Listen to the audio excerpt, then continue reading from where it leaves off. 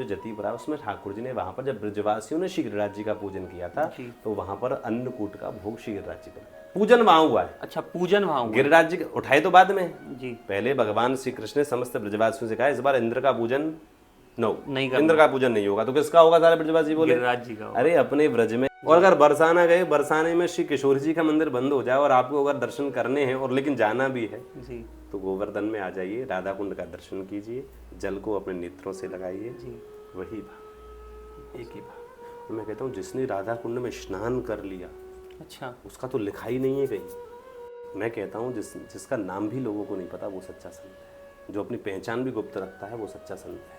जो अपने पास किसी को आने भी नहीं देता वही सच्चा संत है। आज भी श्री गिरिराज जी की पावन तलेटी में ऐसे संत हैं, करोड़पति लोग उनके आगे नतमस्तक रहते हैं लेकिन उनकी तरफ देख। तो आज हम बात करेंगे गोवर्धन जी के बारे में, जिसमें हम बात करने वाले हैं गोवर्धन जी की परिक्रमा के बारे में। कितनी परिक्रमा होती हैं गोवर्धन जी की, कैसे हम कृपा प्राप्त कर सकते हैं गोवर्धन जी की। दंडवती परिक्रमा के बारे में बात करने वाले हैं। क्या गोवर्धन जी पे गुफाएं भी हैं, इसके बारे में भी हम बात करेंगे। कहाँ कहाँ गोवर्धन पर ठाकुर जी के श्री चरणों के दर्शन भी हमको हो सकते हैं। इन सब चीज़ों से रिलेटेड आज हम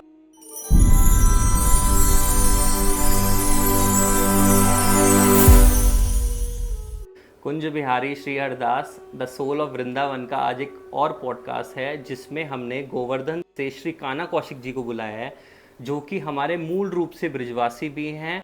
श्री कान्हा कौशिक जी से बात करने वाले हैं। आप लोग भी इन्हें बहुत अच्छे से जानते होंगे। महाराज जी बहुत ही फेमस हैं हमारे यूट्यूब, इंस्टाग्राम और फेसबुक पे भी। तो चलिए आज बात करते हैं श्री कान्हा कौशिक जी से। राधे राधे महाराज जी। राधे राधे। महाराज जी, सबसे पहला प्रश्न मेरा यही रहेगा, आप गोवर्धन के निवासी हो, मूल रूप से ब्रिजवासी हो, गोवर्धन जी में आपका बहुत भाव है। सबसे पहले मेरा प्रश्न आपसे यही रहेगा कि गोवर्धन जी की उत्पत्ति कहाँ से हुई है? देखिए आयुर भैया, आपने सबसे पहले मैं एक बात बताऊं आपको जी। श्री गिरिराज जी ये सब व्रज के मुकुटमणि हैं। अच्छा। जैसे संपूर्ण व्रजमंडल है, जैसे राजा होता है, अगर उसके सिर पर मुकुट ना हो तो हम उसको राजा नहीं बोलेंगे जी। ठीक उसी प्रकार अगर व्रज में श्री गिरिराज जी नहीं होंगे तो व्रज का श्रृंगार और व्रज का जो भाव है वो अधूरा है। बहुत सुंदर। तो ठीक उसी प्रकार गिरिराज जी को व्रज का मुकुटमणि कहा गया है। अच्छा। गिरिराज पर्वत जो है वो व्रज का मुकुट है। तो हमारे श्री गिरिराज जी के बिना व्रज की कल्पना करना भी अधूरा है। और अगर मैं इतना भी कह दूं तो इसमें कोई गलत नहीं होगा कि संपूर्ण वृंदावन श्रेष्ठ है, संपूर्ण वृंदावन श्रेष्ठ है जी। लेकिन गर्ग संहिता वर्णन करती है कि इस भूमि पर जितने भी तीर्थ हैं उन सब तीर्थों के ऊपर श्रीधाम वृंदावन है जी। और श्रीधाम वृंदावन में भी जो सबसे श्रेष्ठ है वो श्री गोवर्धन है। तो गोवर्धन की बात करना भी गर्ग संहिता के अनुसार कहते हैं कि जिसने अपने मुख से एक बार श्री गिरिराज या श्री गोवर्धन का नाम भी उच्चारण कर लिया तो उसको संपूर्ण वृंदावन की परिक्रमा का फल प्राप्त होता है, पूरे व्रजमंडल की परिक्रमा का फल प्राप्त होता है। अच्छा। ऐसे श्री गिरिराज जी हैं। अच्छा। और उनकी उत्पत्ति ये कोई लौकिक बात हम करेंगे नहीं, व्रज का मतलब लौकिकता नहीं है। अच्छा। जहां भी हम व्रज, वृंदावन, गोवर्धन, बरसाना ये शब्द बोलते हैं तो वहां अलौकिक भाव आ जाते हैं। और ये सब श्री ठाकुर जी के भी प्रकट होने से पहले की चर्चा है। देखिए भगवान श्री कृष्ण से ही पूरा ब्रजमंडल की शोभा है जी। भगवान श्री कृष्ण के आने से पहले व्रज बन गया था। पहले ही बन गया? पहले ही बन गया था। अच्छा। नंदी यशोदा तो पहले ही रह रहे हैं ना जी, बिल्कुल बिल्कुल। उनके सारे और पूर्वज तो पहले से ही गोकुल में रह रहे हैं, भगवान तो बाद में पधारे। बिल्कुल। लेकिन व्रज को बनाने से भी पहले भी गिरिराज जी हैं। व्रज अभी बना नहीं है। अच्छा। लेकिन उससे पहले भी गिरिराज जी हैं, क्योंकि व्रज नहीं बना उससे पहले भी कृष्ण तो है। कृष्ण कहाँ रहते हैं तो उसके लिए शब्द आता है गोलोक धाम, जो हम सब सुनते हैं कि गोलोक धाम है। गोलोक धाम एक ऐसा स्थल है, अभी व्रज बना नहीं है, जहाँ भगवान श्री कृष्ण और श्री राधा रानी विराजते हैं। अच्छा। राधा रानी के मन में एक भाव आया, प्रभु गोलोक धाम में कोई ऐसा स्थल हो जहाँ हम अपनी निकुंज लीलाएं करें। अच्छा। बहुत सारी सखियां रहती हैं उधर, ग्वाल बाल हैं, सब व्रज जैसा माहौल है गोलोक धाम का। तो ठाकुर जी के मन में जब ये भाव आया कि किशोरी जी ये बोल रही हैं कि कोई ऐसा निकुंज स्थल हो जहाँ हम अपनी निकुंज लीलाएं कर सकें, तब जब ये भाव जागृत हुआ तो कहते हैं भगवान ने रास मंडल तैयार किया। और रास मंडल तैयार किया, उस रास मंडल के बाद में जब भगवान रास कर रहे हैं, समस्त गोपियां आजू बाजू में, अभी व्रज नहीं बनाए उससे पहले की बात चल रही है। अच्छा, मतलब रास मंडल उससे पहले गोलोक धाम की अच्छा ऊपर, अभी अच्छा, अपन भूमि की बात ही नहीं कर रहे। अच्छा, उसमें रास मंडल तैयार हुआ है, असंख्य गोपियां भगवान के चारों तरफ नृत्य कर रही हैं और बीच में राधा कृष्ण नृत्य कर रहे हैं। उस समय जब दोनों का प्रेम प्रकट हुआ जी, तो दोनों के हृदय का प्रेम पुंज, जिसको हम प्रेम अग्नि बोलते हैं, वो दोनों के हृदय से बाहर आई और बाहर आकर के दोनों मिले। अच्छा, और जैसी मिली और गोलोक धाम की उस भूमि पर वो अग्नि जैसे ही गिरी, वहीं से श्री गिरिराज जी का प्राकट्य हो गया। वहीं से प्रकट हुआ। वो जैसे ही गिरी, वहीं से श्री गिरिराज जी बनते हुए चले गए। विशाल पर्वत ले लिया, विशाल आकार हो गया। और जैसे वो विशाल बन गए तो राधा रानी के मन में आया कि ये इतना बड़ा हो जाएगा, क्योंकि बढ़ता ही जा रहा है। अच्छा, राधा रानी ने भगवान से बोला, ये बना क्या, और ये इतना बढ़ रहा है तो क्या पूरे ब्रह्मांड को ढक लेगा?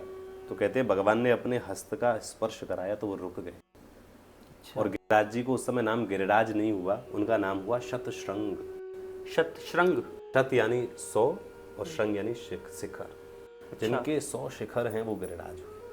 रोका, देखा तो उसमें तो झरने हैं, लता पताएं हैं, वृक्ष हैं, कुंज हैं, निकुंज हैं, कंदराएं हैं। तो भगवान ने कहा जो तुम्हारे मन का मनोरथ था ना, कोई ऐसा स्थल प्रकट करो जिसमें हम अपनी निकुंज लीलाएं कर सकें। तो निकुंज लीला के लिए श्री गिरिराज का गोलोक धाम। उसके बाद में जब भगवान को व्रज में आने की बात आई, तब भगवान ने लीला के माध्यम से उसी क्योंकि भगवान को भी तो लीला के माध्यम से आना है, देवकी के गर्भ से प्रकट होना है, बिल्कुल, है ना। तो ऐसे ही श्री गिरिराज जी को द्रोणाचल पर्वत के यहाँ भेजा। अच्छा, द्रोणाचल पर्वत पे श्री गिरिराज जी का जन्म हुआ। वहां से फिर कथा आती है कि गिरिराज जी व्रज पधारे। तो ये गिरिराज जी की उत्पत्ति है। बहुत सुंदर, बहुत सुंदर।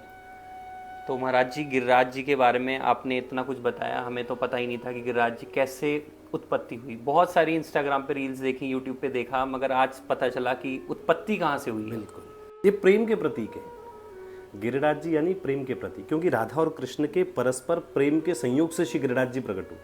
अच्छा, तो श्री गिरिराज जी का दर्शन, श्री गिरिराज जी का परिक्रमा, श्री गिरिराज जी की दंडवती, चाहे हम दूध की धार चढ़ाएं, चाहे पंचामृत स्नान कराएं, उसका केवल एक ही अर्थ है कि हम राधा कृष्ण के युगल स्वरूप को देख रहे हैं। राधा और कृष्ण का युगल स्वरूप ही श्री गिरिराज जी है, क्योंकि उन दोनों का प्रेम है। इसलिए मैं हमेशा कहता हूँ कि श्री गिरिराज जी में जो व्यक्ति आवे, उसके हृदय में प्रेम का होना अत्यंत आवश्यक है। अच्छा, जिसने प्रेम, गिरिराज जी का दर्शन करने से प्रेम प्रकट होना ही चाहिए, तभी गिरिराज जी का दर्शन सार्थक है। वरना तो गिरिराज जी का दर्शन क्या, ऐसे वृंदावन में भीड़ हो रही है, ऐसी गिरिराज जी में भीड़ हो रही है। गिरिराज जी को कोई जानता ही नहीं, समझता ही नहीं, केवल परिक्रमा कर लिए। घूमने को परिक्रमा नहीं कहते जी। अगर हम ये सोचें कि घूमने को परिक्रमा कहते हैं, तो घूमने को परिक्रमा नहीं कहते। अच्छा, जिससे प्रेम होता है उसके आजू बाजू रहना अच्छा लगता है। बिल्कुल, तो श्री गिरिराज जी की परिक्रमा क्या है, हमारे हृदय में प्रेम हो, ठाकुर जी के प्रति प्रेम हो, भगवान कृष्ण के प्रति, तो उनके चारों तरफ हम आनंद लेते हैं।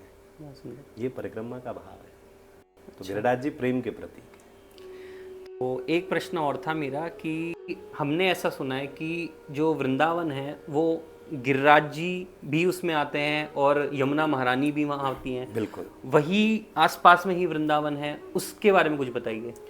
देखिए भागवत जी में कहते हैं, भगवान श्री कृष्ण जब लगभग पौने 3 वर्ष 3.5 वर्ष के थे, तो गोकुल को छोड़ दिया उन्होंने, हाँ है ना जी, दामोदर लीला हुई, उखल से बांध दिया था मैया यशोदा ने, 2 वृक्ष गिर गए थे। जी, तो नंद बाबा को चिंता हो गई, भैया अब हम इधर नहीं रहेंगे, यहाँ पे तो लाला को हमारे कष्ट है, तो कहाँ रहेंगे।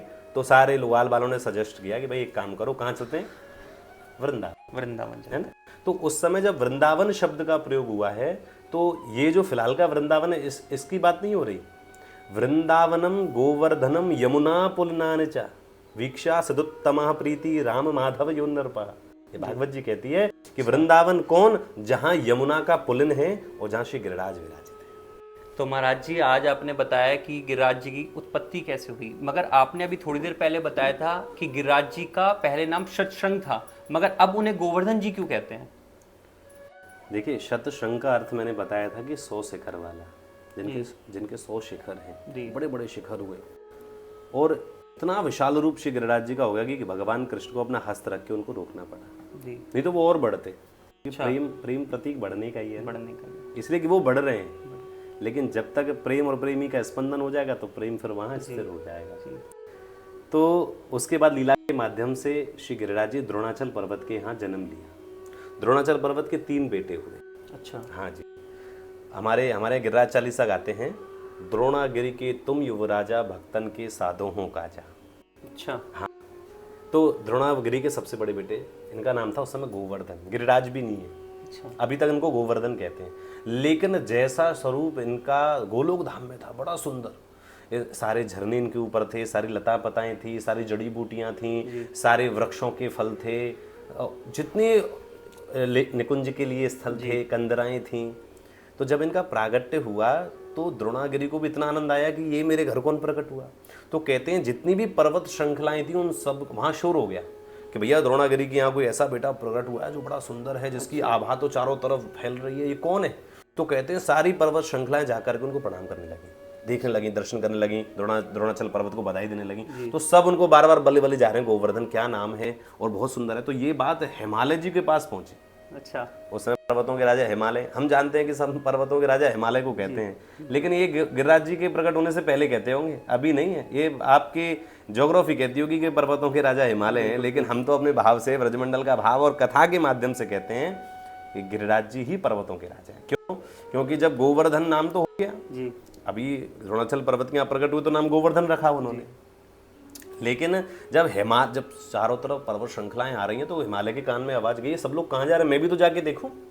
तो कहते हैं हिमालय जब दर्शन करने के लिए आया श्री गोवर्धन का, तो जैसे ही उसने गोवर्धन जी की अलौकिकता को देखा, सुंदर श्रृंगार देखा, बड़ी बड़ी कंदराएं देखी और एक अलग ही आभा देखी, तो उसको देख करके हिमालय भी नतमस्तक हो गया और बोला, आज के बाद मेरे को पर्वतों का राजा वैसे ही कहते हैं, असली गिरिराज तो तुम हो। गिरि यानी पर्वत, राज यानी हिमालय ने बोला। हाँ, हिमालय जी ने बोला असली पर्वतों के राजा तुम हो, पर्वत यानी गिरि जी, और राज यानी राजा। राजा। तो उन्होंने पहले शब्द संबोधित किया कि हे गिरिराज, तुम तो गिरिराज हो, पर्वतों के राजा हो, और अपना मुकुट उतारा और श्री गोवर्धन के सिर पर रख दिया और नाम हो गया गिरिराज। बहुत सुंदर, श्री गिरिराज जी का नाम। बहुत सुंदर।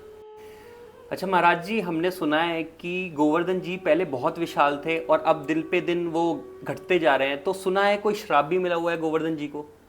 हाँ, ये बिल्कुल सही बात है और शास्त्रोक्त बात है। अच्छा। पुराण में लिखा हुआ है, गर्ग संहिता में लिखा हुआ। गिरिराज जी की जो बड़ी कथा अगर आपको समझिए तो गर्ग संहिता पढ़नी पड़ेगी, भागवत जी में इतना वर्णन नहीं है। अच्छा। तो क्योंकि अभी तो द्रोणाचल पर्वत पर थे, हमने अभी पॉडकास्ट में बात करी थी कि द्रोणाचल पर्वत के युवराज थे, तो ब्रज में कैसे पधारे। तो कहते हैं पुलस्त ऋषि जो हैं, पुलस्त ऋषि के मन भाए जोर विनय कर तुमको लाए। पुलस्त ऋषि तपस्या करने के लिए द्रोणाचल पर्वत पे गए, वहाँ तपस्या कर रहे थे तो गोवर्धन को, गिरिराज को देखा, बड़े प्रसन्न हुए। ये तो बड़े सुंदर हैं, मैं इनको काशी लेके जाऊँगा। अच्छा। द्रोणाचल से बोले आपका बेटा हमको चाहिए, आपका बेटा हमको दीजिए। बोले महाराज, बोले नहीं दोगे तो अभी आपको हम श्राप दे देंगे। संतों से डरते थे उस समय। बोले देखो महाराज, मैं तो आज्ञा नहीं दूँ, लेकिन मेरा बेटा अगर चाहे तो वो चला जाए। तो पुलस्त ऋषि बोले भाई तुमको यहाँ से चलना है। तो गिरिराज जी को भी गोलोक धाम की तो याद थी कि मैं तो किसके लिए यहाँ आया हूँ, प्रभु के लिए पधारा हूँ, लेकिन मैं तो यहाँ द्रोणाचल की पहाड़ियों में फंसा हुआ हूँ। गोवर्धन लेके चल रहे कि मेरी शर्तें हैं कुछ। क्या शर्तें? ये शर्तें, कहीं मेरे को रखना नहीं नीचे। अच्छा। हाँ, मेरे को आप जहाँ रख दोगे फिर वहीं रह जाऊँ, फिर आगे नहीं जाऊँगा। पुलस्त ऋषि बोले हम तो कहीं रखेंगे नहीं, अभी मंत्र मारेंगे, छोटा सा बना देंगे, हाथ पे लेके तुमको काशी ले जाएंगे। अच्छा। कहते हैं पुलस्त ऋषि द्रोणाचल पर्वत से गिरिराज जी को ऐसे मंत्र मारा, हाथ पे ले लिया। अच्छा। और हाथ पे लेकर के चल दिए। उनका भाव आया कि चलो मथुरापुरी होकर के दर्शन कर, मथुरा तो थी, मथुरापुरी के दर्शन करते हुए चले, पुरी का दर्शन। तो जब पुलस्त ऋषि यहाँ से पधारे तब इनको यहाँ का जो आभा मंडल था व्रज का, तो वो वाइब्रेशन गिरिराज जी को आ गई कि ये सब प्रभु का है। अब वो प्रभु से विनती करने लगे, प्रभु मेरे को यहीं रहना है, मेरे को काशी नहीं जाना, आप मेरे को यहीं कुछ करो। तो कहते हैं उसी समय भगवान की माया ने कार्य किया। भगवान को निवेदन अपन करें तो भगवान सुनते ही हैं। बिल्कुल। भगवान की माया ने कार्य किया, पुलस्त ऋषि को लघुशंका लगा दिया। अच्छा। अब हालांकि वो योगी हैं, अपने सारे वेगों को रोक सकते हैं, लेकिन प्रभु की माया को तो वो भी नहीं रोक सकते।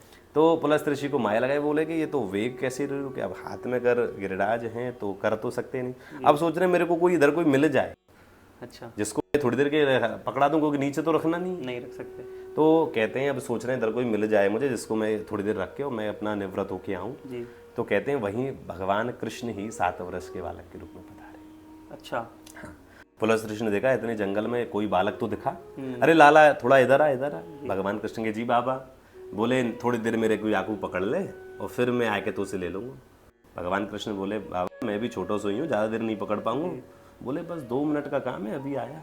भगवान की माया दी, गिरिराज जी को हाथ में ले लिया भगवान कृष्ण ने, पकड़ के खड़े और पुलस्त ऋषि अपनी माया से निपटने चले गए जी। लेकिन माया बहुत बड़ी, हाँ। भगवान की माया लंबी चालू हो गई और कहते हैं उधर उनका लघु शंका पूरी नहीं हुई। आधा घंटा हो गया, 1 घंटा हो गया। अब भगवान ने कहा भाई मैं तो इतनी देर नहीं रुक सकता, और उसी समय भगवान कृष्ण ने श्री गिरिराज जी को व्रज की इस पावन धरा पर स्थापित कर दिया, और जैसे ही स्थापित किया वो उन्होंने अपना वही स्वरूप फिर से प्रकट कर लिया, बड़ा विशाल बन गए। अच्छा। और जैसे विशाल बने तो भगवान जाने लगे, तो गिरिराज जी बोले प्रभु आप जा कहाँ रहे हो? बोले अभी द्वापर नहीं है।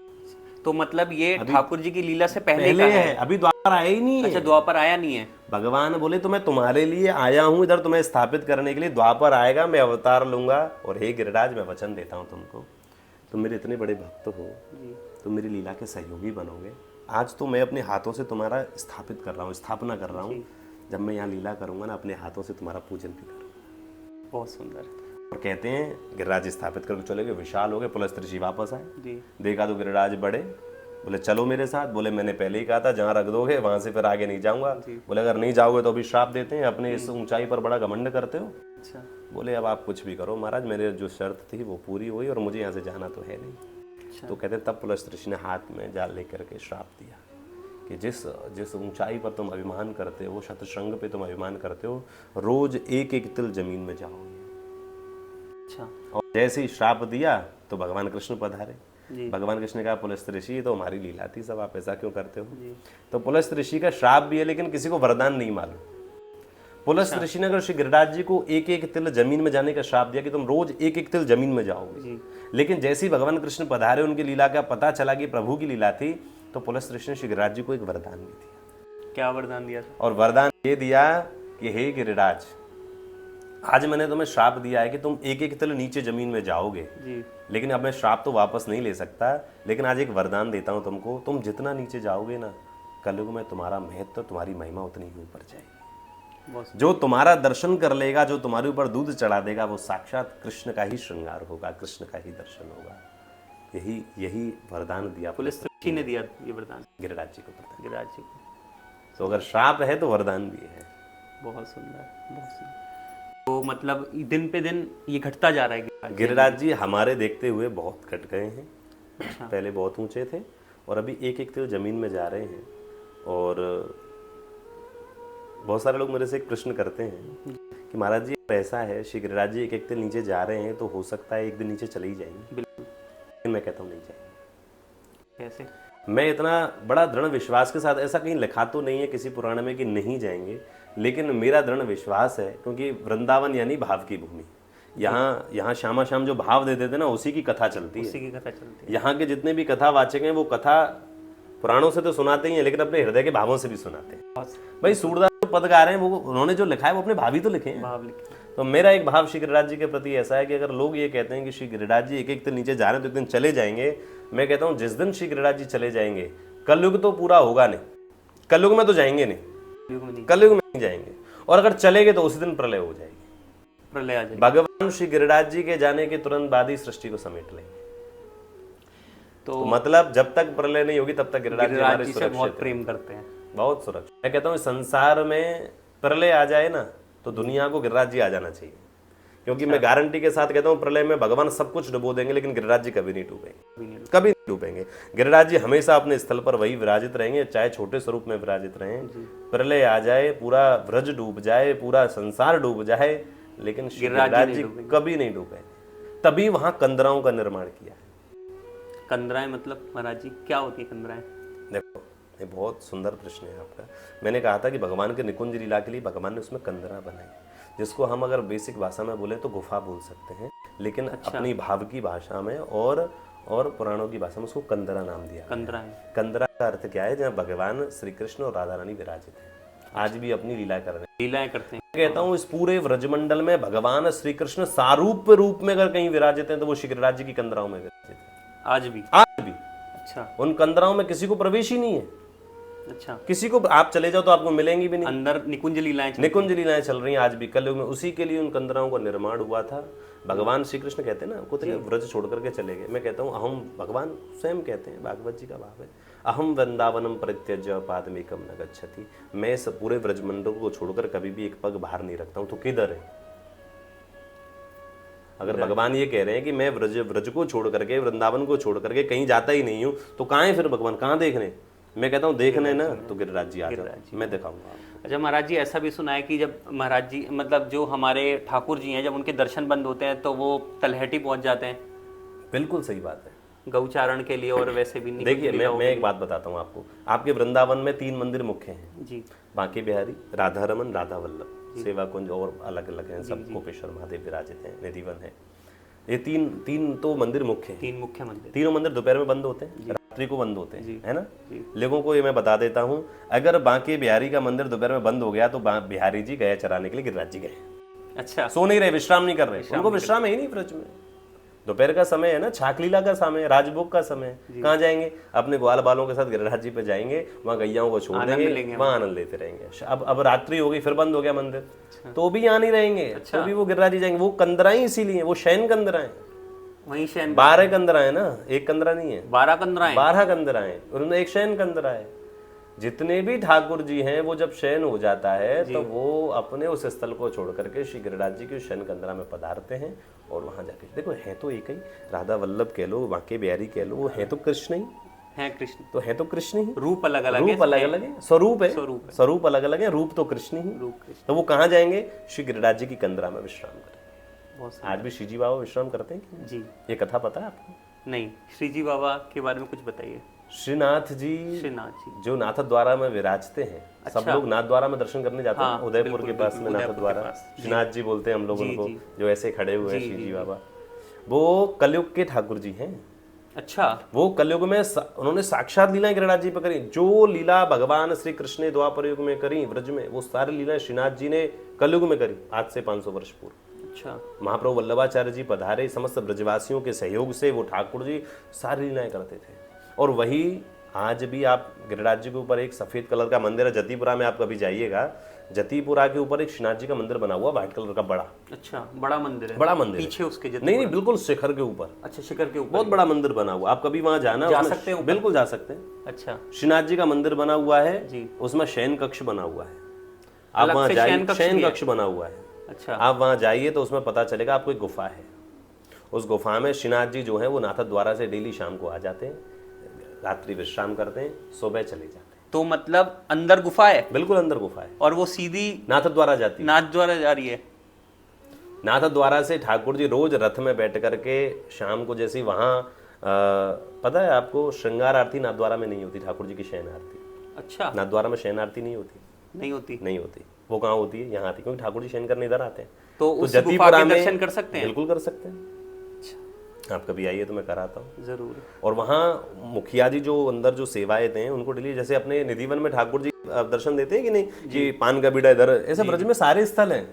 अच्छा, केवल एक स्थल ऐसा नहीं है कि निधिवन में ठाकुर जी आते हैं, रात में विश्राम करते हैं, पान का बीड़ा चबाया हुआ मिलता है, बंटा जी का जो जल है, जो झारी जल है, वो सब खत्म, ऐसा नहीं है। आप श्रीनाथ जी के मंदिर आइए, वहां पर मुखिया जी वहां भी ऐसी होता है, बिल्कुल डेली होता है। अच्छा, दर्शन हो जाएंगे, ठाकुर जी के दर्शन हो जाएंगे, उस सेज सैया के भी दर्शन हो जाएंगे। और अकेले नहीं आते, किशोरी जी भी आते हैं। अरे बहुत, दोनों विश्राम करते हैं और इतना सुंदर है। आपको जब अंदर जाओगे, आप आना, मैं आपको इनवाइट कर रहा हूँ, आप कभी भी आपको समय मिले, श्री गिरिराज जी पधारिए, मैं स्वयं आपको लेकर के जाऊंगा, श्रीनाथ जी के मंदिर दर्शन कराऊंगा। अच्छा, गुफा है, साक्षात दिखाई दे रही है, तो श्रीनाथ जी के भी दर्शन है। वो श्रीनाथ जी तो कृष्ण है, बांके बिहारी तो कृष्ण है, सब लोग वहीं विराजते हैं, वो श्री गिरिराज जी, वो स्थल श्री गिरिराज जी। तो महाराज जी, श्रीनाथ जी का प्राकट्य कहाँ हुआ है? गोवर्धन में ही हुआ? बिल्कुल, गिरिराज जी सिकंदरा से हुआ। अच्छा, आज से लगभग 500 वर्ष ही पूर्व मान के चलो, और एग्जैक्ट तो मुझे नहीं मालूम, 500 वर्ष पूर्व ये गर्ग संहिता की कथा में आता है, भगवान श्री कृष्ण कह के गए थे कि मैं, और एक नई बात आपको पता चलेगी तो और आनंद आएगा। श्रीनाथ जी कौन है? ठाकुर जी, ये नंद नंदन है, यशोदा। अच्छा, देखो एक ऐसी बात कहूंगा आपको तो आपको आनंद आ जाएगा। मैं भागवत की कथाएं जब करता हूं तो उसमें इस बात को बड़े दृढ़ता के साथ में से छाती पीट के कहते हैं। हम ब्रजवासी लोग हैं ना, छाती पीट के कोई बात कहते हैं ना, समझ लेना कि भगवान से भी नहीं कटेगी। अगर ब्रजवासी अपनी छाती पे हाथ रख के कोई बात बोल दे जी, और वो गलत भी है जी, तो भी ठाकुर जी को सिग्नेचर करने पड़ जाएंगे, भैया इन्होंने बोल दी तो सही है। अच्छा, हाँ, ब्रजवासी भाव से कथा करता है। मैं कहता हूँ कथा करने का अधिकार ही ब्रजवासी को है। अच्छा, कृष्ण के बारे में बोलने का अधिकार जितना ब्रजवासी को, इतना किसी को नहीं। खुल के बोलते, खुल के उन्होंने साक्षात सामने देखी। ब्रजवासी को वो प्रेम ठाकुर जी आज भी देते हैं। मैं कहता हूँ जितनी कृपा ब्रजवासी के ऊपर एक भगवान करते हैं इतना किसी के ऊपर नहीं करते। और आज भी मैं नहीं कहता पहले ठाकुर जी रमे सखा रूप में, ऐसा नहीं है, आज भी ब्रजवासियों के ऊपर इतनी कृपा है, लेकिन कहते हैं कृपा को पहचानने की आवश्यकता है जी, अपने स्वरूप को पहचानने की आवश्यकता है। जिस दिन ब्रजवासी अपने स्वरूप को पहचान जाएगा ना, मैं इतना भी कह दूं तो भी अतिशयोक्ति नहीं होगी आयुर भैया, कृष्ण और ब्रजवासी में कोई भेद नहीं है। दो सखाओं में भेद होता है कि नहीं, बिल्कुल नहीं, दोनों सखाओं में ऊपर नीचे कोई नहीं होता, नहीं होता, ना कोई राजा है, ना रंग है, ना ऊंच नीच जाति भी नहीं जाती, मित्रता वो चीज होती है। जी।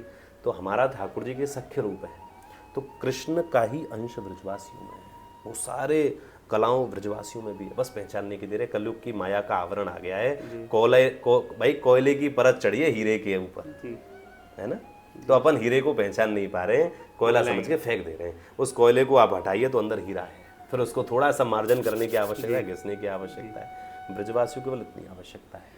तो महाराज जी, जो जैसे बाहर लोग रहते हैं, वृंदावन से बाहर लोग रहते हैं, ब्रज से जो बाहर रहते हैं, वो ब्रजवासी बनना चाहें तो किस प्रकार बन सकते हैं? देखिए, ब्रजवासी तो नहीं बन सकते। अच्छा, हाँ जी, नहीं बन पाएंगे। मूल ब्रजवासी तो वही है जिसने ब्रज में जन्म लिया है, जिसके दादा परदादा सब ब्रजवासी रहे हैं। अच्छा, मूल ब्रजवासी तो वही है। ब्रजवास का एक अर्थ हम ये समझ लेते हैं कि यहाँ पर फ्लैट्स बन रहे हैं, उन फ्लैट्सों में एक फ्लैट ले लो, यहीं वास करो, वो ब्रजवासी हो जाए। देखो, ब्रजवास करने के लिए फ्लैट्स की आवश्यकता नहीं है जी, ब्रजवास एक भाव है, भाव पैदा करना होगा। ब्रजवासी बनने के लिए आपको भगवान को सखा रूप में चुनना पड़ेगा। अच्छा जी, या तो प्रियतम के रूप में चुनना पड़ेगा। अगर आप एक महिला हैं, माता हैं, या आपको गोपी भाव है तो आप भगवान को प्रियतम मानिए। अगर आप पुरुष हैं और भगवान से सख्य भाव है तो आप भगवान को सखा मानिए। सखा मान के सेवा करें। सखा मान करके व्रज में आ जाइए, और ऐसा मत सोचने का कि हम व्रज में या वृंदावन में आकर के, ये पूरा वृंदावन जो इस समय डेवलप हो गया है, ये वृंदावन अब वृंदावन रहा नहीं। देखो, पत्थर वन बनता जा रहा है। मैं कहता हूँ वृंदावन वृंदावन ही नहीं रहा, व्रज ये जो फिलहाल का जो वृंदावन दिखाई देता है, मुझे थोड़ा ठाकुर जी क्षमा करें बोलने में, लेकिन सत्यता को हम नकार नहीं सकते।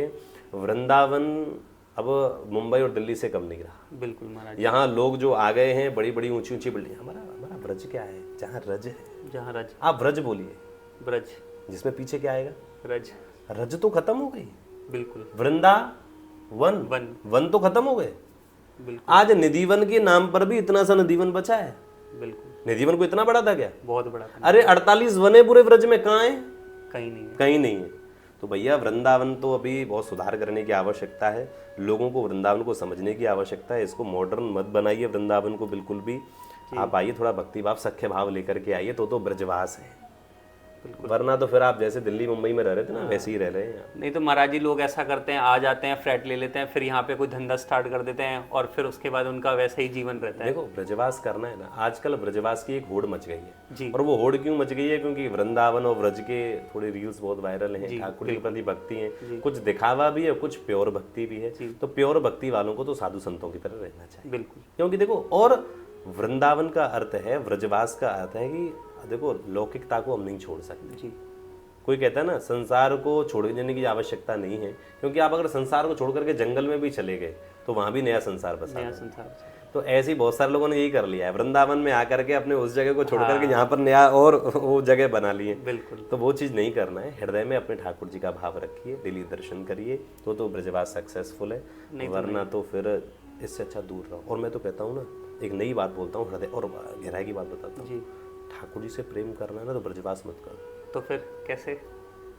ठाकुर जी से अगर प्रेम करना है तो ब्रजवास मत करो, यहाँ परमानेंट मत रहो, आना जाना रखो। आना जाना रखो। अच्छा। हाँ जी। पति दिन भर घर पड़ा रहे ना, तो पत्नी को अच्छा नहीं लगेगा। बिल्कुल। आता जाता रहेगा तो बढ़िया लगेगा। सुबह जाओ, शाम को आ जाओ, 10 दिन के लिए जाओ, 15 दिन में आ जाओ, तो पत्नी और उसका प्रेम बना रहता है। ठाकुर जी का भी प्रेम अगर ठाकुर जी से बना के रखना है तो थोड़ा आना जाना बरकरार रखो। महीने में 2 बार आ गए, या साल में 1 महीने के लिए रह गए, तो आपको ठाकुर से प्रेम रहेगा। वरना क्या होगा मालूम है आपको? अपराध भी बन जाता है महाराज जी। अपराध बनेगा। फिर यहाँ आप जब रहोगे ना, तो यहाँ के लोगों के प्रति अश्रद्धा आएगी आपको, अपराध बनेगा। व्रज में अगर आपको वास करना है तो सबसे पहली प्रायोरिटी है कि ब्रजवासियों के प्रति मन में अश्रद्धा ना हो। वो जैसे भी हैं श्रेष्ठ हैं, वो जो भी कर्म कर रहे हैं वो अपने कर्म के अनुसार कर रहे हैं, लेकिन जब आप यहाँ परमानेंट रहने लग जाते हो तो उनके ज़्यादा समीप पहुँच जाते हैं, तो फिर आपको व्रज। तो महाराज जी, बहुत सारे भक्त जो हैं गोवर्धन की परिक्रमा जब लगाने आते हैं, तो सबसे महत्वपूर्ण जो स्थान है गोवर्धन में, वो बताइए कौन सा है? देखिए, वैसे तो पूरा गोवर्धन ही महत्वपूर्ण है। उसके चारों तरफ पूरी परिक्रमा लगाओगे तो हर एक स्थल पर श्री ठाकुर जी के विभिन्न लीलाओं के स्थल। अच्छा। हाँ, वो स्थल मतलब भगवान ने लीला करी, उनके दर्शन, सारे ही स्थल महत्वपूर्ण है। लेकिन अगर आप फिर भी कोई मोस्ट इम्पोर्टेंट पूछेंगे तो मैं एक नाम ले सकता हूँ। जैसे मैंने आपको बताया कि इस पूरे ब्रह्मांड में सबसे श्रेष्ठ पृथ्वी है जी। पृथ्वी में सबसे श्रेष्ठ भारतवर्ष है जी। भारतवर्ष में सबसे श्रेष्ठ ये अपनी मथुरापुरी है। मथुरापुरी में सबसे श्रेष्ठ श्रीधाम वृंदावन है। श्रीधाम वृंदावन में सबसे श्रेष्ठ स्वरूप वृंदावन श्री गिरिराज जी हैं। और अगर अब बात आएगी श्री गिरिराज जी में भी सबसे श्रेष्ठ कौन है, तो मैं कहूँगा श्री गिरिराज जी में एक स्थल है जिसका नाम है श्रीधाम राधा कुंड। अच्छा, राधा कुंड और कृष्ण कुंड, ये दो कुंड विराजित हैं जो परिक्रमा, सप्तकोशीय परिक्रमा जब आप गिरिराज जी के लगाते हो तो उसमें आते हैं राधा कुंड। राधा कुंड इस ब्रह्मांड का सबसे सर्वश्रेष्ठ स्थल है, इससे ऊपर कुछ भी नहीं है। अच्छा, ऐसा क्या है? इस राधा कुंड के दर्शन करने से ही सारे पापों का क्षय हो जाता। जितनी सारे, मैं कहता हूँ संसार में जितने भी सारे फल मिल रहे हैं ना, उन सबका भी फल अगर कुछ है तो वो राधा रानी का दर्शन, राधा कुंड का दर्शन, राधा कुंड का दर्शन है, वो सबसे श्रेष्ठ बताया है। गर्ग संहिता की कथा के अनुसार राधा कुंड से बड़ा तीर्थ, राधा कुंड से बड़ा धाम इस संसार में कुछ भी नहीं। तो मतलब गोवर्धन जी जाएं तो राधा कुंड, बिना राधा कुंड के दर्शन, बिना राधा कुंड के आचमन के वापस आना ही नहीं। अच्छा, हाँ जी, अगर आप परिक्रमा भी नहीं लगा रहे हो तो एक बार रिक्शे में बैठ के राधा कुंड चले जाओ, वहां जाके राधा कुंड को प्रणाम करा। अच्छा, एक बात बताऊं आपको जी, सब राधा रानी का दर्शन करने के लिए कहाँ जाते हैं? बरसाने जाते हैं। बरसाने जाते हैं, बिल्कुल, कि भैया राधा रानी के दर्शन करने कहाँ मिलेंगे? राधा रानी बरसाने। लेकिन आपको मालूम है, आपको ये बात शायद मालूम नहीं होगी, राधा रानी जब बरसाने में मंगला आरती हो जाती है, मंगला आरती करने के बाद तक राधा रानी वहां रहती हैं और उसके बाद में मंगल आरती होने के बाद में वो राधा कुंड आ जाती है। सच में? जी। और जब तक ठाकुर जी की कब श्रृंगार नहीं हो जाएगा बरसाने में, तब तक वो विराजेंगी शाम तक। कहाँ? राधा कुंड विराजेंगी। और उसके बाद में जब वहां घंटी बजेगी शाम के श्रृंगार की, तब राधा रानी अपनी सारी सब परकरों के साथ में, सखियों के साथ में बरसाने चली जाएंगी। यानी कि जो बीच का टाइम पीरियड है मंगला से लेकर श्रृंगार तक का, राधा कुंड, उस समय श्री किशोरी जी अपने रूप में गिरिराज जी की पावन तलेटी में स्थित श्रीधाम राधा कुंड में विराजती हैं। राधा कुंड कोई जल नहीं है। अच्छा। साक्षात श्री राधा रानी ही जल बन करके वहां। बहुत सुंदर, बहुत सुंदर। ये लोगों को पता ही नहीं है। अगर कभी ऐसा हो जाए कि राधा रानी का मंदिर दर्शन बंद हो जाए तो किसी को दर्शन करना हो तो कैसे करें? देखो मैं क्या बोलता हूँ, अगर कभी वृंदावन के बिहारी जी का मंदिर बंद हो जाए, राधा रमन का मंदिर बंद हो जाए, तो क्या करना चाहिए? गिरिराज जी आ जाओ, गिरिराज जी का दर्शन कर लो, सारे दर्शन पूरे। और अगर बरसाना गए, बरसाने में श्री किशोर जी का मंदिर बंद हो जाए और आपको अगर दर्शन करने हैं और लेकिन जाना भी है जी, तो गोवर्धन में आ जाइए, राधा कुंड का दर्शन कीजिए, जल को अपने नेत्रों से लगाइए, वही भाव, एक ही भाव। तो मैं कहता हूँ जिसने राधा कुंड में स्नान कर लिया, अच्छा, उसका तो लिखा ही नहीं है, कहीं लिखने में भी नहीं आ रहा है कि स्नान का फल क्या है। अच्छा, हार गए सब लोग लिख के कि कितना लिखें कि राधा कुंड में स्नान का फल क्या है। इतना फल राधा कुंड स्नान पे। तो महाराज जी कुछ विशेष दिन भी होते हैं स्नान के लिए, कभी भी चले जाएं? देखो ब्रज में तो सारे, हमारे गोपाल सहस्त्रनाम कहता है नित्योत्सवो नित्य सौख्यो नित्य हर्ष नित्य मंगल। भगवान कौन है? जो नित्य अपनी नवीन लीला करते हैं और हर रोज करते हैं, हर टाइम करते हैं, हर पल करते हैं। व्रज में आने के लिए कोई विशेष दिन की आवश्यकता नहीं। आप कभी भी व्रज में आइए, वही भाव है, चाहे त्योहार पे आइए चाहे बिना त्योहार आइए, भगवान वही लीला डेली कर रहे हैं, नित्य कर रहे हैं। अच्छा। राधा कुंड में कभी भी नहाना हो, कभी भी नहाइए, सुबह से लेकर शाम तक नहाइए, रात में नहाइए, आनंद लीजिए कभी भी जी। लेकिन क्या लोग रात्रि में नहीं नहाना चाहिए। एक बार हम कूद गए थे रात्रि में, अच्छा। में, हाँ 12 बजे कूद गए थे, फिर हमको मालूम चला भाई रात्रि में ठाकुर जी के शयन का समय होता है। तो अच्छा, राधा कुंड की बात हो रही है तो मैंने ऐसे सुना है कि राधा कुंड के अंदर जिनको संतान प्राप्ति नहीं होती वो भी राधा कुंड दर्शन करने आती है। बिल्कुल, ये एक हमारे व्रज का बहुत बड़ा पर्व है। अच्छा। और गिरिराज जी का बहुत बड़ा पर्व है। लाखों की संख्या में उस दिन, किस दिन मैं बताता हूँ, अहोई अष्टमी एक दिन आता है जिसमें माताएं अपने बच्चों की लंबी उम्र के लिए, संतान प्राप्ति के लिए व्रत करती हैं। अहोई अष्टमी का व्रत होता है। तो उस दिन रात्रि के 12 बजे, अहोई अष्टमी के दिन, जो भी दंपत्ति अपने पति पत्नी दोनों हाथ पकड़कर राधा कुंड में स्नान कर लेते हैं, उनका रात के 12 बजे। अच्छा, 12 बजे, रात के 12 बजे, वो 12 बजे का स्नान है। अच्छा, हाँ। और लाखों लोग एक साथ उसमें डुबकी लगाते हैं, तो कहते हैं राधा रानी कृपा करती हैं और उनको संतान प्राप्ति होती है। और ऐसे बहुत सारे उदाहरण हमने भी देखे हैं। अच्छा। जिनको प्राप्ति हुई है। तो मैं निवेदन करूं, जितने भी लोग हैं, अगर ऐसा कुछ है तो निश्चित रूप से वहां जाइए, राधा कुंड में एक बार स्नान करिए। और अहोई अष्टमी के दिन करो तो खास है। अहोई अष्टमी के दिन ऐसा क्यों है? क्योंकि राधा रानी ने अहोई अष्टमी के दिन ही सारे तीर्थों को, इस संसार में जितने भी तीर्थ हैं उन सबका आह्वान किया था। उसी दिन? उसी दिन। अच्छा। देखो बाजू में कृष्ण कुंड भी है। कृष्ण कुंड में भगवान कृष्ण ने आह्वान, ये राधा कुंड की लीला क्या है मालूम है? जब भगवान ने वत्सासुर को मारा था जी, एक राक्षस आया था वत्सासुर, बछड़े के रूप में आया, तो भगवान ने उसका वध कर दिया। तो जब भगवान और राधा रानी मिले तो राधा रानी ने भगवान से बात नहीं करी। क्यों? तो राधा रानी, भगवान बोले क्या हुआ, क्यों आप गुस्सा क्यों है? बोले आपने गौवंश की हत्या की है, आपको गौ हत्या लगी है, आप हमसे बात मत कीजिए। भगवान बोले वो तो राक्षस था। बोले राक्षस वगैरह कुछ भी हो, रूप किसका था? गऊ का था ना, तो तुमको गऊ हत्या लगी, जाओ पहले सब तीर्थों में ना गया तब तुमसे बात करेंगे। भगवान बोले व्रज में रह करके सारे तीर्थों को मैं जाऊं, व्रज को छोड़ करके जो व्यक्ति सारे तीर्थों में जा रहा है इसका मतलब व्रज में कुछ कमी है। बिल्कुल। और मेरे व्रज की महिमा इतनी है कि सारे तीर्थ यहाँ प्रणाम करने के लिए मुझे कहीं नहीं जाता। भगवान ने आह्वान किया सारे तीर्थों का, सारे तीर्थ पधारे। भगवान ने उसी समय अपनी बांसुरी से वहां एक कुंड का निर्माण कर दिया जो कृष्ण कुंड हुआ। सारे तीर्थ उसमें आ गए, कृष्ण कुंड में। अच्छा। लेकिन पुष्कर नहीं आया। वो उस समय राजा था तीर्थों का, वो अपने आप को अभिमान था, वो नहीं आया। अच्छा। तो भगवान उसमें स्नान किया, सारे पापों से मुक्त हुए जी। तो राधा रानी भगवान से बात करने लगी, तो भगवान ने राधा रानी से बात नहीं करी जी। तो राधा रानी बोली आप हमसे क्यों नहीं बात करे? बोले एक बात बताओ कि अगर पति कुछ पाप करता तो उसका थोड़ा बहुत फल पत्नी को भी मिलता है तुमको भी तो मिलेगा जी। बोले हाँ। तो बोले अब तुम स्नान करके आओ। अच्छा। तो कहते हैं उसी समय श्री राधा रानी का तुम्हारे बुलाने पे पुष्कर नहीं आया। राधा रानी ने ऐसे घूर के पुष्कर देखा, तुरंत चरणों में आ गए। पुष्कर जी आ गए। पुष्कर जी आ गए, बोले किशोर जी आप मत देखो, इनसे इतना डर लगता ना आपसे लगता है मुझे। तो राधा रानी के आह्वान से सारे तीर्थ तो थे ही, लेकिन पुष्कर आए। लेकिन राधा रानी की कृपा देखिए, वो कुंड बनाया नहीं था। राधा रानी ने अपना कंगन निकाला और कंगन से कृष्ण कुंड जो है उसी के बाजू में एक और कुंड बनाया। अच्छा। और उस कंगन से ही, मतलब कंगन से अपने कंगन से वो कुंड का निर्माण किया। और कहते हैं कुंड तो खाली है जी, अब केवल पुष्कर आया है। अब पुष्कर राधा कुंड में विराजित है, लेकिन राधा रानी ने क्या किया, अपने ही कंगन से कृष्ण कुंड और एक धार खींच ली। तो कृष्ण कुंड का जितना भी जल है वो कहाँ गया?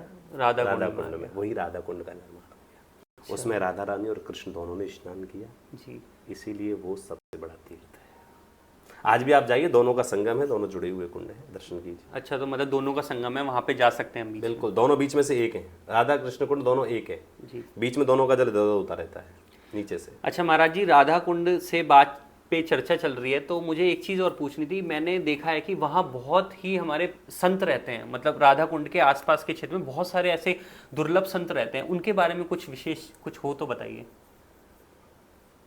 मैं अगर एक बात कह दूं तो शायद गलत नहीं होगा जी। गिरिराज जी संतों की भूमि। अच्छा। गिरिराज जी से बड़ी सबसे ज़्यादा अगर दुर्लभ संत कहीं मिलेंगे ना आपको, जिसको वास्तव में संत कहते हैं जी। देखो मैं आज संतों की निंदा नहीं करते, लेकिन हम सच्चे संतों को प्रणाम करना चाहिए। आज हम संत का मतलब समझ गए केवल भगवा वस्त्र, लंबी दाढ़ी और लंबी जटाएं और माथे पे बहुत बड़ा त्रिपुंड हो या ये वाला तिलक हो, बड़े बड़े चंदन फुटके लगे हो, उसको हम समझते हैं संत। संत का मतलब किसी वेशभूषा से नहीं। मैं कहता हूँ जिसका नाम भी लोगों को नहीं पता वो सच्चा संत है। जो अपनी पहचान भी गुप्त रखता है वो सच्चा संत है। जो अपने पास किसी को आने भी नहीं देता वही सच्चा संत है। आज भी श्री गिरिराज जी की पावन तलेटी में ऐसे संत हैं, करोड़पति लोग उनके आगे नतमस्तक रहते हैं, लेकिन उनकी तरफ देखते भी नहीं है। आज भी अपनी झोपड़ी में ऐसे दर्शन आज भी संतों के हैं, जिन्होंने अपना पूरा जीवन श्री गिरिराज जी की परिक्रमा में गुजार दिया।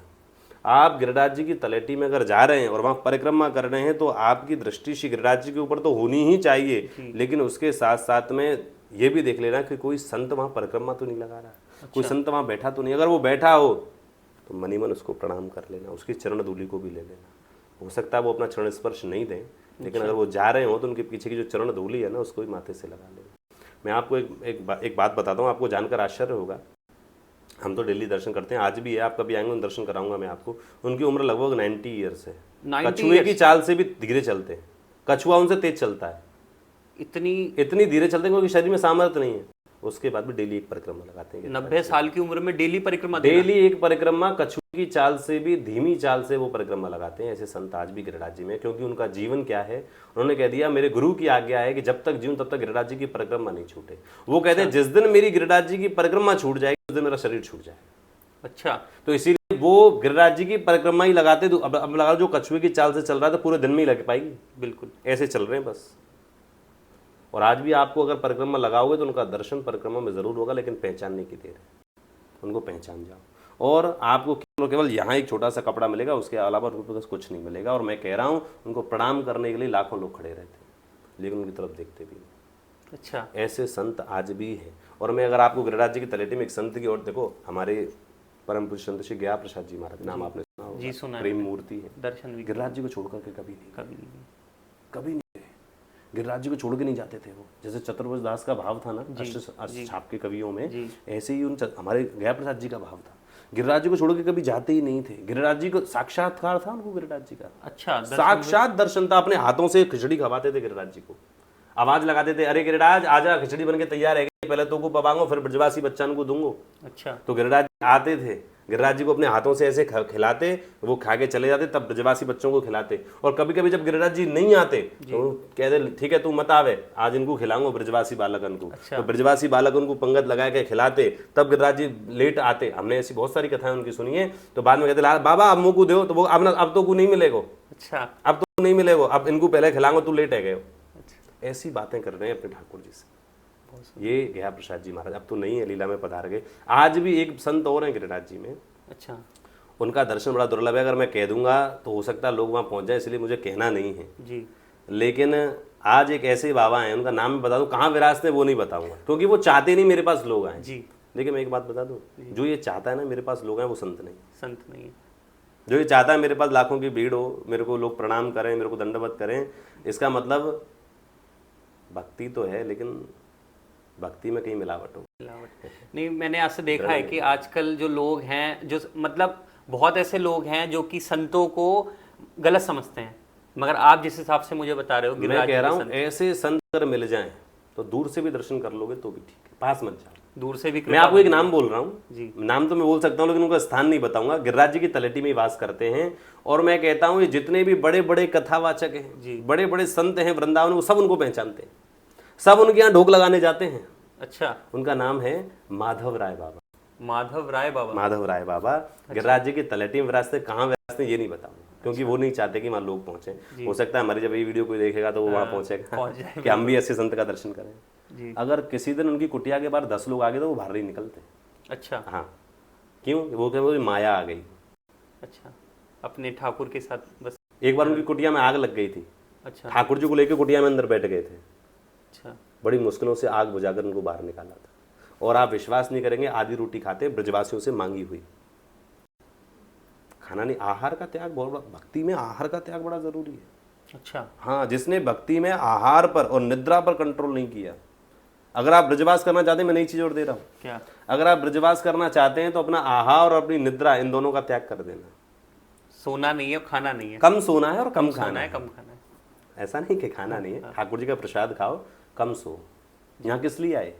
भजन के लिए। तो खाने भी नहीं आए, नहीं है, ज्यादा खाओगे तो भजन कहाँ से होगा? नहीं होगा। उपवास क्यों बताए गए? ज्यादा नहीं खाना, भजन करना है। तो ब्रजवास आओ तो यहाँ चकाचक वाला सिस्टम नहीं।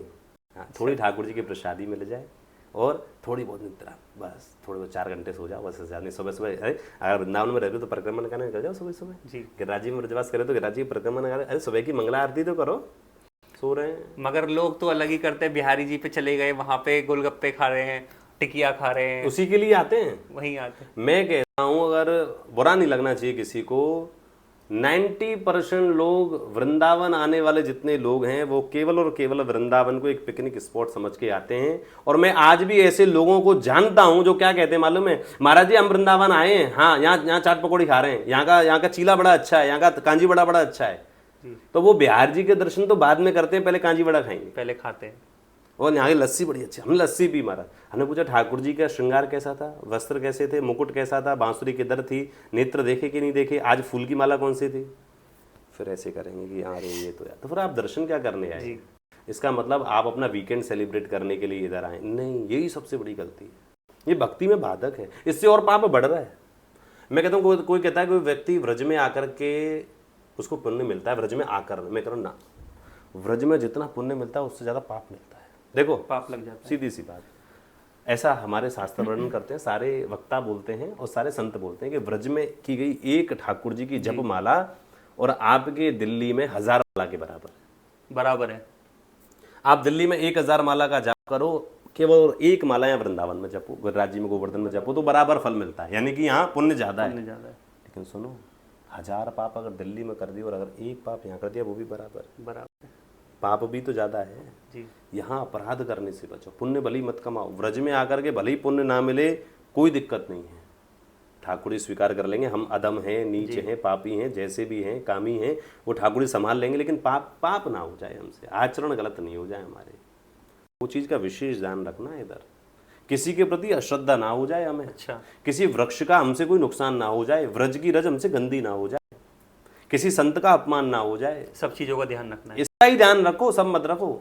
खाना पीना कम खाओ, कम सो, कोई दिक्कत नहीं है, आनंद लो, ठाकुर जी के दर्शन करो, थोड़ा बहुत धक्का मुक्की खा लो, कोई दिक्कत नहीं, लेकिन अपमान नहीं करना। व्रज में बिल्कुल एकांतिक रहो, ज्यादा प्रपंच नहीं, ज्यादा यहाँ रिश्ते भी जोड़ने की जरूरत नहीं है।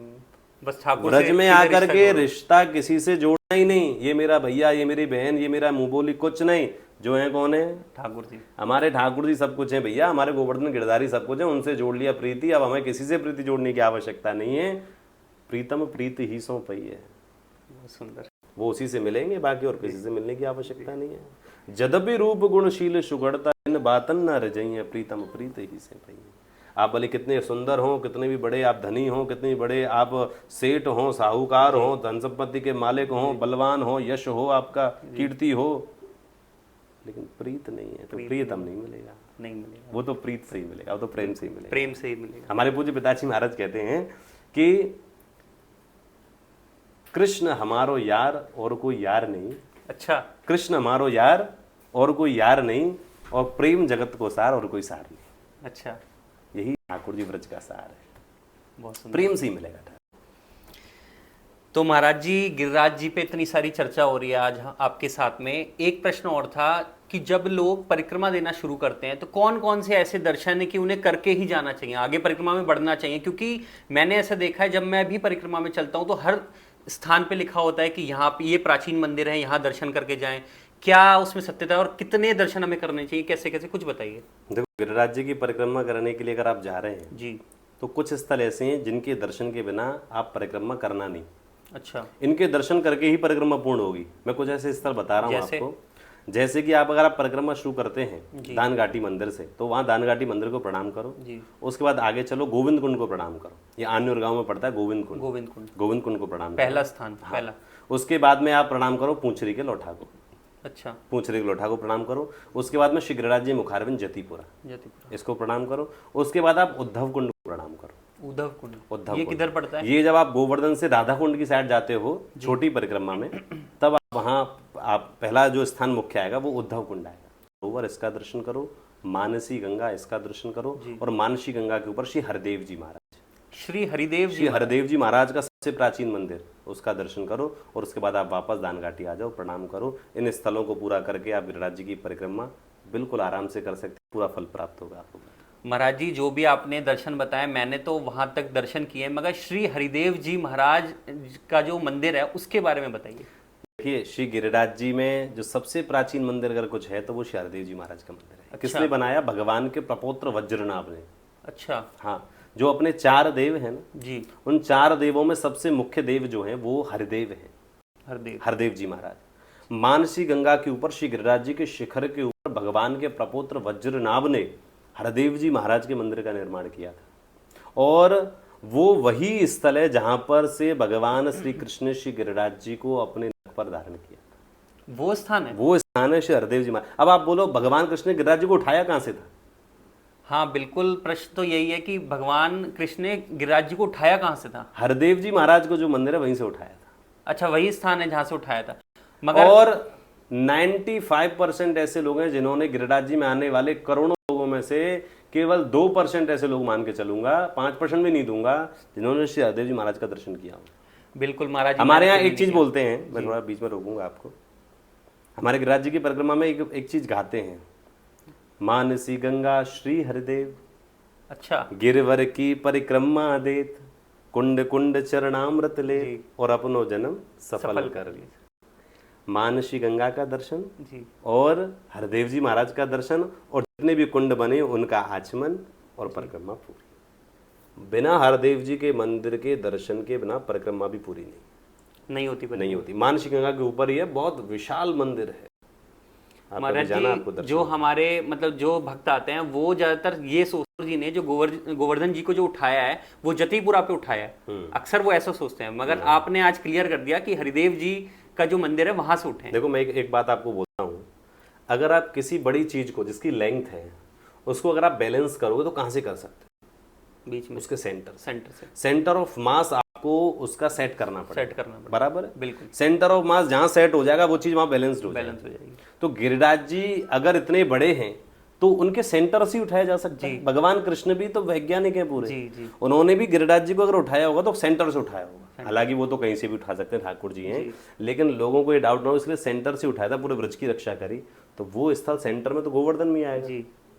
जतीपुरा में क्या हुआ था वो बता देता हूँ। श्री गिरिराज जी मुखारविंद जो जतीपुरा, उसमें ठाकुर जी ने वहां पर जब ब्रजवासियों ने श्री गिरिराज जी का पूजन किया था तो वहां पर अन्नकूट का भोग श्री गिरिराज जी को लगाया। पूजन वहां हुआ है। अच्छा, पूजन वहां हुआ। गिरिराज जी उठाए तो बाद में जी। पहले भगवान श्री कृष्ण ने समस्त ब्रजवासियों से कहा इस बार इंद्र का पूजन नहीं, इंद्र का पूजन नहीं होगा। तो किसका होगा? सारे ब्रजवासी बोले गिरिराज जी का। अरे अपने ब्रज में ठाकुर जी हैं, उनको छोड़ करके आप, क्योंकि वचन दिया था ना मैं जब आऊंगा तो पूजन भी कराऊंगा। तो अपने गिरिराज जी को छोड़ करके आप किसका पूजन कर रहे हो? तो गिरिराज जी का पूजन करा। तो ब्रजवासियों ने गिरिराज जी का पूजन जहां किया वो गिरिराज जी मुखारविंद जतीपुरा स्थल है, जहां पर समस्त ब्रजवासियों ने, हमारे ब्रज में कहते हैं 1.25 लाख मन सामग्री को भोग लगायो है, नख पे धार लियो गिरिराज नाम गिरधारी पायो है। यानी कि 1.25 लाख मन सामग्री का भोग उस समय श्री गिरिराज जी को लगाया। आज तक कोई लगा ही नहीं सकता 1.25 लाख मन। ब्रजवास ऐसा कोई ब्रजवासी नहीं था उस समय 84 कोस में जिसने अपने घर से ठाकुर जी को भोग नहीं लाया हो। अच्छा, सबने लगाया। सबने लगाया अपने घर से, जिसकी जैसी सामर्थ्य सब बना के लाए। और गिरिराज जी ने सबका ही होगा, सबका। हाँ, एक रूप से पुजत हैं, एक से रहे पुजाए, सहस्त्र भुजा फैलाए के मांग मांग के खाए। 1000 हाथ कर लिए भैया, इतनी सारी डलियां हैं मैं कैसे खाऊंगा, तो 1000 हाथ से एक खा रहे हैं। वो स्थल श्री गिरिराज जी मुखारविंद जतीपुरा वो उठाया था हरदेव जी महाराज के मंदिर से। बहुत सुंदर। तो महाराज जी से आज मेरे को बात करके बहुत आनंद आया। गोवर्धन जी के बारे में वो बातें पता चली जो शायद मुझे कभी पता नहीं चलती अगर मैं महाराज जी से नहीं मिलता। क्योंकि YouTube पे और Facebook, Instagram पे मैंने बहुत देखा है, मगर इतना कुछ गोवर्धन जी के बारे में मुझे कभी नहीं पता चला। महाराज जी से बात करके बहुत आनंद आया और शायद आप लोगों को भी आनंद आया होगा। और महाराज जी ऐसे ही कभी आगे भविष्य में आपकी ज़रूरत हमें पड़ेगी तो हम ज़रूर आपको याद करेंगे। आप ज़रूर वृंदावन आना और अपने दर्शन देना। और इसी के साथ मैं धन्यवाद करता हूँ मेरी तरफ से और हमारे जो सब्सक्राइबर हैं, फॉलोअर्स हैं, उन सब की तरफ से। तो महाराज जी राधे राधे। राधे राधे आयुर भैया, बहुत आनंद आया आपके साथ में चर्चा। आपका भी भाव श्री ठाकुर जी के प्रति और आपके प्रश्न जो हैं वो मुझे बहुत अच्छे लगे, क्योंकि आपके हृदय में ठाकुर जी का भाव है, इसलिए प्रश्न भी उसी के हृदय में अच्छे जगेंगे जिसके अंदर भाव है। तो आप भी ये जो पॉडकास्ट चला रहे हैं ये भाव के अनुसार चलाएं ताकि लोगों को भक्ति और भाव का बारे में पता चले, व्रज के बारे में पता चले और शुद्ध भक्ति कैसे करते हैं वो भी लोगों को पता चले। तो मैं आपके भाव को प्रणाम करता हूँ और आपके समस्त दर्शकों को भी प्रणाम करता हूँ। और ये आनंद आपके जीवन में भी ऐसे बना रहे। इस चीज़ को सुन करके आप भी गिरिराज जी जरूर पधारें, निवेदन करते हैं आपसे। और देखने वाले समस्त दर्शकों को भी मैं सादर अभिनंदन करता हूं कि आप सब लोग भी श्री गिरिराज जी आएँ और व्रज के वास्तविक अर्थ को जरूर समझें। बहुत बहुत जय श्री कृष्णा, जय गिरिराज। ये थे हमारे श्री महाराज जी, इनके साथ बहुत आनंद आया। आप लोग भी हमारे चैनल को सब्सक्राइब करना, लाइक करना और शेयर करना। राधे राधे। राधे राधे।